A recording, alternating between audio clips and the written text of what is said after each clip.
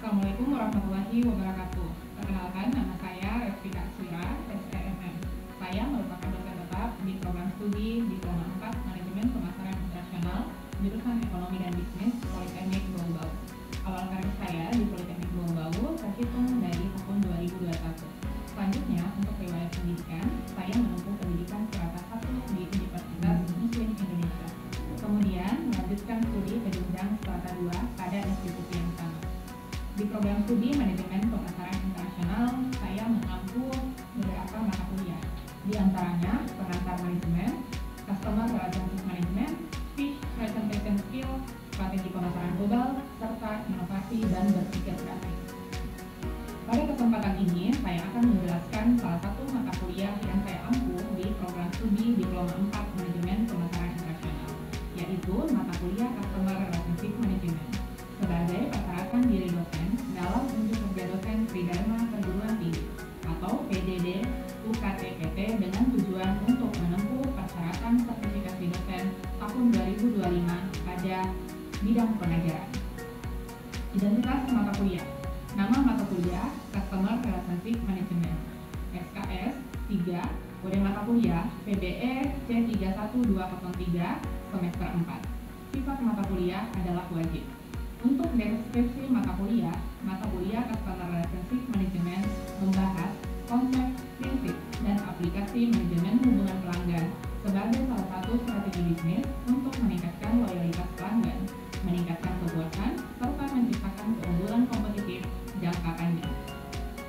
Materi pembelajaran yang pertama yaitu konsep CRM dan model CRM. 2. Hubungan dan komitmen. Yang ketiga, perencanaan dan implementasi proyek CRM. Yang keempat, mengembangkan, mengelola, dan menggunakan database yang berhubungan dengan pelanggan. Yang kelima, manajemen hubungan pelanggan dan pengalaman pelanggan. Keenam, teknologi informasi untuk manajemen hubungan pelanggan.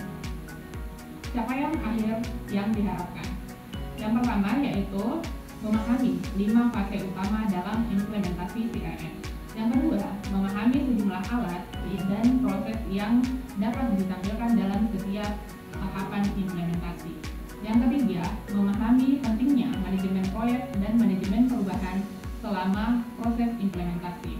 Yang keempat, what data integration contributes to CRM performance. Yang kelima, tahapan dari gudang data dan pasar data. Yang keenam, bagaimana akses data dapat diperoleh dalam penggunaan CRM. Yang ketujuh, perlindungan data dari masalah privasi yang membuat kebijakan publik. Yang kedelapan, 4 fitur aplikasi CRM yang memiliki dampak pada pengalaman pelanggan. Kesembilan, mampu menjelaskan pentingnya CRM dalam mengatasi masalah dalam perusahaan. Yang ke-10, memahami 5 model CRM. Untuk sistem pembelajaran, ada jumlah pertemuan sebanyak 16 kali pertemuan, di antaranya terdapat ujian tengah semester pada pertemuan ke-8 dan ujian akhir semester pada pertemuan ke-16. Di Politeknik Bau-Bau, sistem pembelajaran telah terintegrasi dengan Siakat Cloud, di mana mahasiswa dan dosen memiliki akun masing-masing yang bertujuan untuk memantau aktivitas perkuliahan, mulai dari jadwal perkuliahan, nilai mahasiswa, absensi mahasiswa, materi perkuliahan, serta bimbingan atau konsultasi antar mahasiswa dan dosen. Kemudian juga dapat melihat jadwal UTS maupun UAS. Untuk metode pembelajaran saya sendiri mengacu pada metode DIA, di mana D itu berarti delivery, I itu adalah interaction, dan A adalah assessment. Untuk assessment sendiri, saya mengutamakan penyampaian materi secara sistematis dan aplikatif melalui perkuliahan tatap muka, presentasi kasus, serta memanfaatkan media pembelajaran berbasis teknologi. Selanjutnya, untuk interaction, penerapannya dengan interaksi aktif antara dosen dan mahasiswa melalui diskusi, tanya jawab, studi kasus, simulasi, serta praktikum secara langsung, sehingga mahasiswa mampu mengaplikasikan konsep CRM secara nyata. Sementara itu, untuk assessment sendiri, saya melakukan penilaian secara terukur dengan memperhatikan aspek kognitif, afektif, dan juga psikomotor. Untuk sistem penilaian, yaitu presensi minimal 80%, kuis 5%, tugas 5%, case method 50%, UTS 15%, dan UAS 25%. Demikian penjelasan saya mengenai salah satu mata kuliah yang saya ampu. Selanjutnya, saya akan menampilkan video pembelajaran yang saya lakukan di dalam kelas. Selamat menyaksikan. Assalamualaikum warahmatullahi wabarakatuh.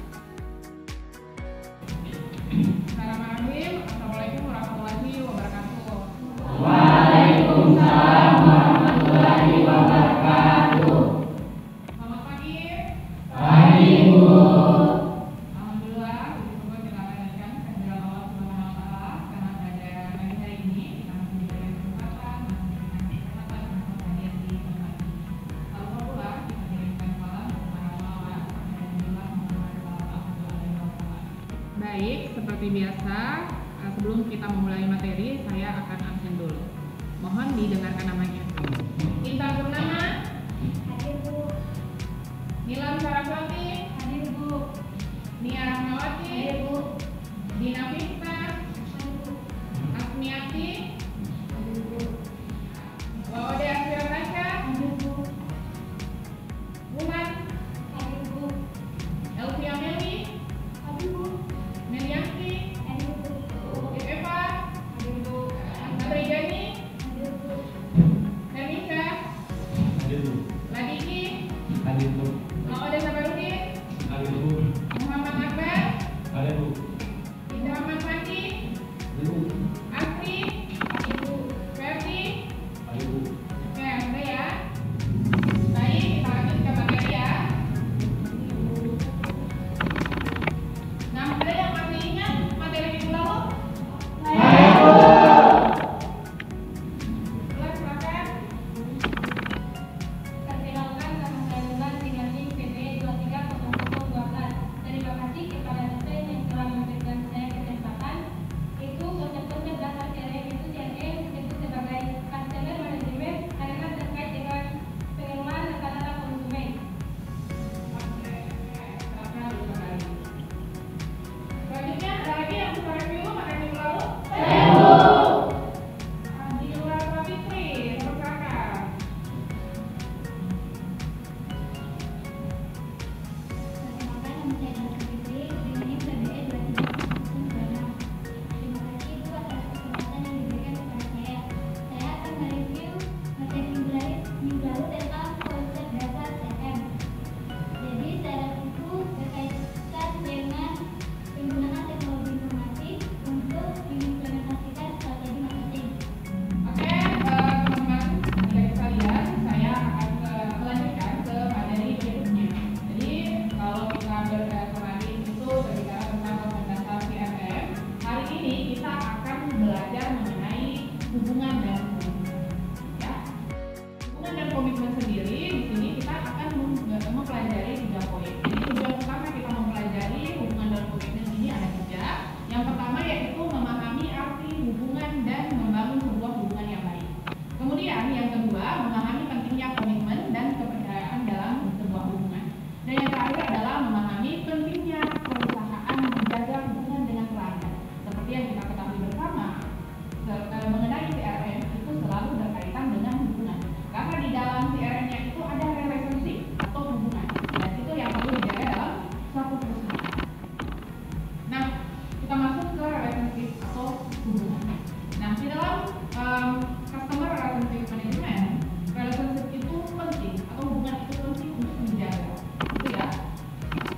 Nah, ada komponennya dalam CRM itu ada 2. Nah, di mana dia ada customer dan juga ada relationship.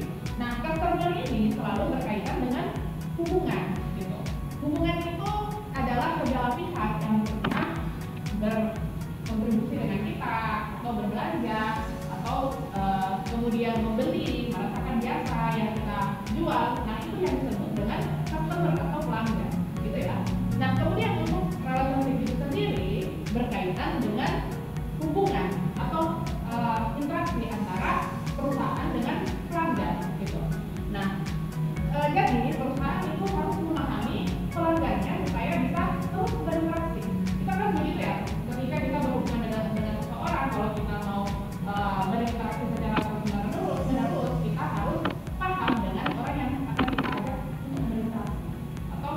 ingin kita ajak untuk berhubungan, gitu kan? Gitu. Nah, lanjut ya. Di dalam relationship atau hubungan itu ada dua. Yang pertama yaitu transaksional dan yang kedua yaitu relasional. Nah, transaksional itu yang seperti apa? Nah, transaksional itu yang dimana cuma satu kali transaksi. Jadi hubungannya itu cuma sekali. Jadi misalnya ya, misal kita melakukan transaksi atau melakukan pembelian ke suatu perusahaan. Nah, itu sekali. Itu yang disebut dengan transaksional. Tapi kalau relasional itu kejadiannya berulang-ulang. Artinya kita berkali-kali membeli pada tempat yang sama, betul. Jadi seperti itu. Nah, lanjut ya. Yang kedua yaitu komitmen. Komitmen itu apa? Komitmen itu adalah merupakan tekad dari perusahaan untuk mempertahankan hubungan jangka panjang. Jadi komitmen itu adalah bagaimana usahanya kita untuk mempertahankan pelanggan yang kita punya. Misalnya pelanggan kita 10 orang, nah bagaimana tekadnya kita ini untuk mempertahankan 10 pelanggan tersebut. Kalau bisa ditambah secara terus-menerus. Nah, itu yang disebut dengan komitmen. Nah, bagaimana caranya kita membuat para pelanggan kita itu untuk selalu berbelanja dengan kita. Jadi kalau misalnya dia transaksinya awal-awal itu satu kali, itu bagaimana caranya untuk mempertahankan sampai dia berbelanja secara berkali-kali dalam perusahaan yang kita punya gitu. Jadi hubungan jangka panjang yang dijaga itu yang disebut dengan komitmen, seperti itu. Nah, dalam perusahaan komitmen itu penting untuk dipelihara. Kenapa seperti itu? Yang pertama yaitu untuk meningkatkan loyalitas. Ingat apa itu loyalitas? Nah, ingat ya. Apa itu loyalitas? Ada yang tahu? Pembelian berkelanjutan, betul sekali. Jadi itulah yang perlu kita jaga dalam suatu perusahaan. Kenapa seperti itu? Karena ketika kita menambah pelanggan, menjaga pelanggan, membuat pelanggan itu tetap membeli dengan kita secara otomatis, itu juga akan menjaga keuntungan yang kita punya. Seperti itu. Nah, yang kedua yaitu mengurangi perpindahan pelanggan. Jadi kita kalau misalnya pelanggan yang kita punya itu merasa bahwa kita itu mampu memenuhi kebutuhan mereka, secara otomatis mereka tidak akan berpindah ke tempat lain atau perusahaan lain. Untuk apa pindah kalau kita bisa memenuhi? Nah, itu yang disebut komitmen. Bagaimana caranya kita memenuhi apa yang dibutuhkan oleh pelanggan. Kemudian yang ketiga yaitu mendorong pembelian ulang dan rekomendasi. Nah, ini yang paling penting. Jadi ketika kita bisa menjaga komitmen tersebut, ketika kita bisa menjaga kebutuhan pelanggan itu bisa kita penuhi, itu akan terjadi pembelian ulang. Jadi sebelumnya mungkin cuma satu kali untuk beli barang, tapi ketika kita bisa penuhi, bisa beli lagi untuk kedua kalinya dan ketiga kalinya atau keempat kalinya gitu. Nah, selain dari pembelian ulang ini juga ada rekomendasi. Nah, ini penting karena akan menambah pelanggan, gitu kan? Jadi kalau ada rekomendasi, artinya pelanggan kita bertambah, gitu kan? Kalau pelanggan bertambah, apa yang bertambah? Keuntungan, betul sekali. Jadi kalau pembelian ulang terjadi, kemudian rekomendasi terjadi, secara otomatis juga keuntungan juga akan bertambah. Baik, kita lanjut ke kepercayaan. Nah, kepercayaan ini teman-teman berkaitan dengan bagaimana perusahaan itu percaya dengan apa yang kita lakukan, dengan produk yang kita punya. Jadi apa yang kita lakukan itu mereka percaya seperti itu. Jadi apapun yang kita jual, mereka percaya bahwa kita itu produk yang kita punya itu sesuai dengan apa yang mereka inginkan. Nah, percayaan ini bisa kita dapatkan. Jadi kepercayaan ini bisa kita dapatkan dengan 3 poin. Yang pertama yaitu konsistensi dan juga transparansi. Apa yang disebut konsistensi? Biasanya bagaimana itu ya konsistensi itu? Terus menerus. Apa lagi? Menetap. Apa lagi? Tidak berubah. Kan seperti itu ya? Nah, konsistensi itu artinya kualitas yang kita punya dari awal kita membuat produk sampai selesai itu tidak berubah. Nah, kemudian yang kedua ada yang disebut dengan transparansi. Transparansi itu yang seperti apa? Terbuka. Apalagi? Selain terbuka apa? Jadi transparansi itu berkaitan dengan apa yang kita ungkapkan ke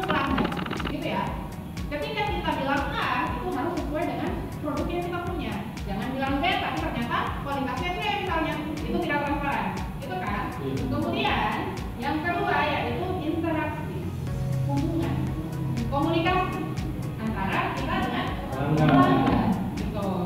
Kemudian yang terakhir adalah nilai hubungan. Nah di sini penting nih, nilai hubungan itu adalah kepercayaan. Kalau hubungannya bagus, percayaan itu juga mudah untuk didapatkan seperti itu. Nah lanjut, menjaga hubungan dengan pelanggan. Menjaga hubungan dengan pelanggan itu tidak serta-merta bisa kita dapatkan, teman-teman. Yang pertama yang harus kita lakukan adalah menyediakan layanan pelanggan yang responsif. Artinya apa? Ketika pelanggan butuh sesuatu, kita langsung tanggap, itu kan? Nah, CRM inilah yang harus kita terapkan supaya responnya itu lebih tinggi atau lebih cepat seperti itu. Jadi apa yang mereka butuhkan langsung kita bisa penuhi. Nah, kemudian yang kedua yaitu melakukan personalisasi layanan personal antara pelanggan dengan kita, gitu kan? Bukan pelanggan secara umumnya. Setiap pelanggan kan berbeda-beda kan? Setiap pelanggan itu kebutuhannya antara pelanggan A dan pelanggan B itu berbeda antara satu dengan yang lain.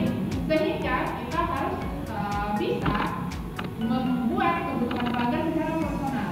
Jadi misalnya si A ini sering belanja misalnya produk kosmetik. Jadi secara personal kita akan menginformasikan terkait dengan produk kosmetik itu karena dia dari segi personal dia butuhnya kosmetik seperti itu. Kemudian yang ketiga yaitu memberikan penghargaan kepada pelanggan yang loyal. Itu ya. Pelanggan yang loyal ini seperti apa? Misalnya dia itu sering belanja secara berulang gitu.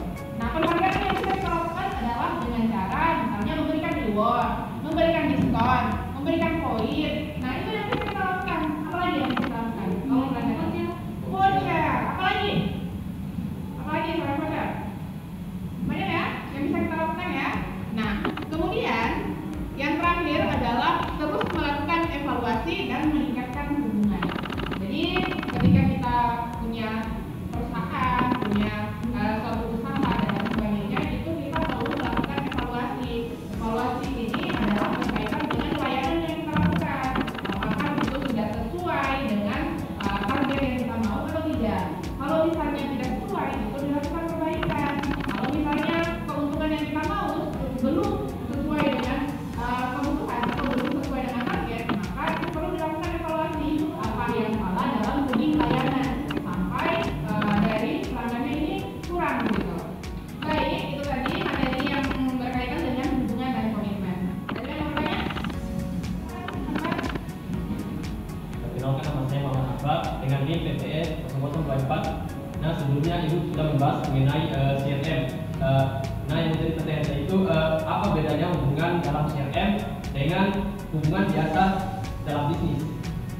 Terima kasih. Baik, silakan dulu kembali ya. Tanya apa bedanya antara hubungan bisnis dengan hubungan CRM? Hubungan bisnis itu adalah hubungan yang transaksinya hanya sekali. Jadi sekali transaksi itu sudah selesai. Itu yang disebut dengan hubungan bisnis. Tetapi kalau hubungan CRM itu adalah hubungan yang terjadi berulang kali. Jadi berkali-kali. Itu yang disebut dengan CRM. Gitu. Hubungan CRM. Ada lagi yang mau bertanya? Silakan. Oke, silakan Fandi. Nama saya Muhammad Mani Fargansyah. Nama saya PBE 3132. Terima kasih atas kesempatannya yang telah diberikan pada saya kesempatannya. Pertanyaan saya itu sebelumnya itu sudah menjelaskan kepada kami tentang pentingnya kepercayaan dalam sebuah perusahaan. Jadi pertanyaan saya itu bagaimana jika ada sebuah perusahaan yang melakukan sebuah kesalahan yang merugikan para pelanggannya sehingga membuat para pelanggannya itu tidak mempercayai perusahaan itu lagi. Jadi bagaimana, apakah ada cara atau cara apa yang bisa dilakukan oleh perusahaan itu untuk mendapatkan kembali kepercayaan para pelanggannya? Baik, silakan dulu kembali Fandi. Ya, itu menarik ya pertanyaan dari Fandi berkaitan dengan kepercayaan. Kalau misalnya perusahaan sudah tidak dipercaya lagi, jadi ada kesalahan yang dilakukan sehingga perusahaan ini sudah tidak dipercaya lagi. Pertama yang harus dilakukan adalah transparansi. Kemudian yang kedua itu permintaan maaf, karena kita kan sudah melakukan salah ya. Jadi harus minta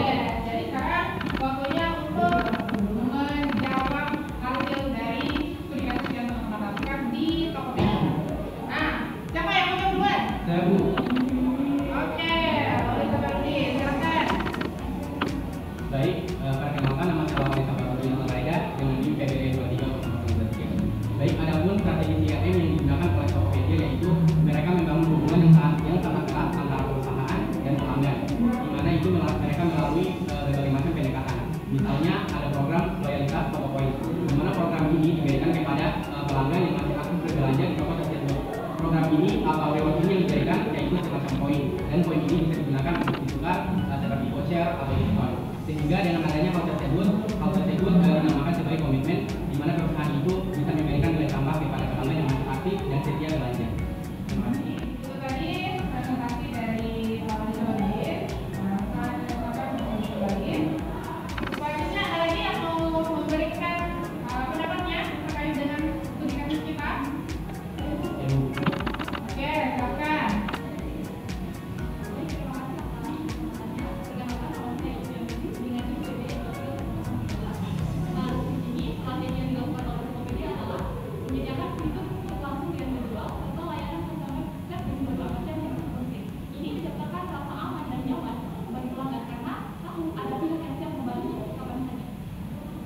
Baik, terima kasih Alfia Melly. Silakan duduk kembali. Selanjutnya ada lagi yang mau mempresentasikan hasil diskusinya?